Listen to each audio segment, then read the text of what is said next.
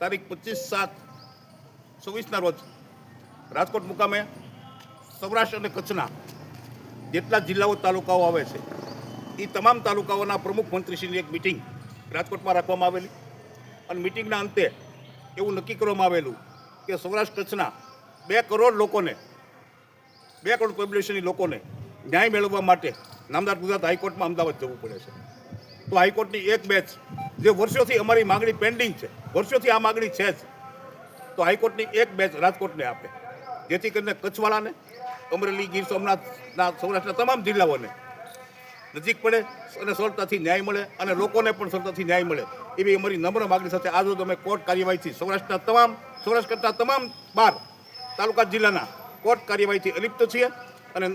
આજરોજ deputy collector અને નાયબ મામલતદારશ્રીને આવેદનપત્ર આપી અને ઝડપથી અમને રાજકોટમાં હાઈકોર્ટની બેચ મળે એ માટે આવેદનપત્ર આપેલ છે.